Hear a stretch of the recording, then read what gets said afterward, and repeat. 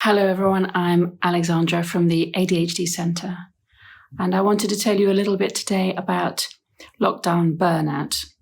We've had a video on strategies coping with the lockdown, but today we're easing out of lockdown. There are certain restrictions and there's certain places that we can go with social distancing.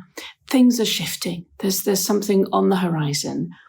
And the burnout is what we're feeling now, having lived through 4 months of working from home, of the restrictions, of the instructions, of things we can do, we can't do, with a lot of fear, maybe with a lot of people at home, maybe on our own. All of those situations will be impacting on what we're feeling now, which can be this burnout. Now, the characteristics of burnout are for all sorts of burnout. It could be burnout at work, but the burnout that we're feeling now is emphasized by if you have ADHD or if you're looking after for someone with ADHD. And I'll just tell you a little bit about that.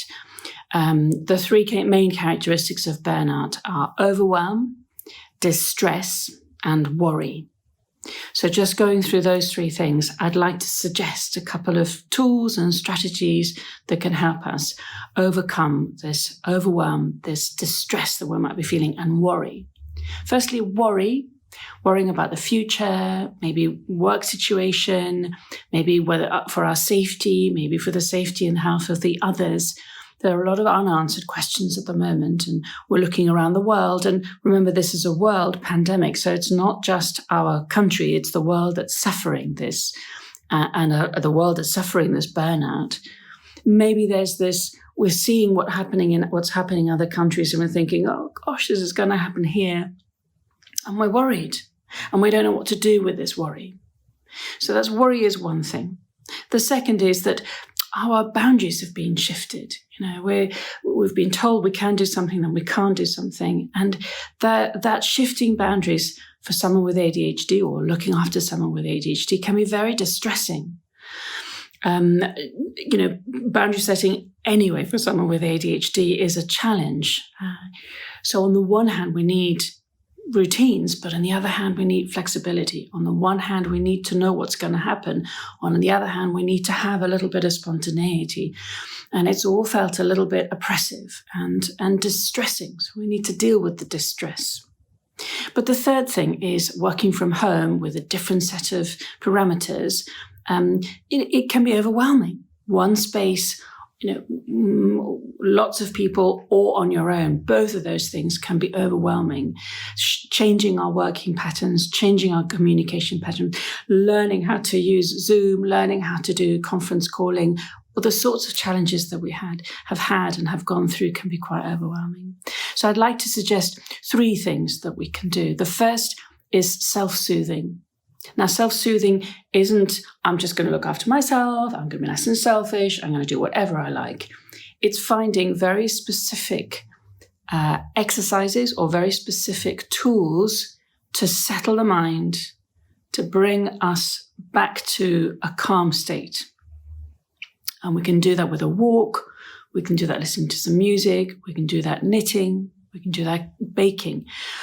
It tends to be something that's going to be practical and kinesthetic, or something that you do and that you can actually do physically and using the senses. So have a think about what you could do and choose several different things you could do to self-soothe, to settle the mind, to settle the heart, and to settle the body and come back to the present moment. And that's going to help with the worry and with the anxiety and with the brain that's overthinking and overworking things out. In terms of the distress, I think it's really important to find some calming strategies for sure, but also to relax. So the distress, often we hold it in the body. It's tense jaw or tense shoulders, or certainly tense in the stomach. So what is it that we can do that just relaxes? And it's really important, breathing techniques can help us to relax, but also to look at our diet and to look at our exercise routines, something that can just physically unwind and relax the body. Mindfulness practices are one of the best ways just to bring our senses back to the present moment. And the third thing in all this, the overwhelm, is to reflect. Reflect each day and say, what have I achieved? What have I contributed? What have I learned today? What are the good things that I've explored and discovered? What could I do better? Some simple questions that we can ask ourselves just to reflect. And it's a very short overview of burnout and the things that we can do, some of the strategies we can do. I think the clearest thing is to remember to zoom out, not to Zoom conference calling, but just to take a step back and say, what's actually happening on my horizon? What is in my power to change? What can I control and what can I accept? And what are the good things that are happening? Instill a sense of positivity. And that's going to balance out the distress, the overwhelm, and the worry of burnout. I hope that's been helpful. Thank you.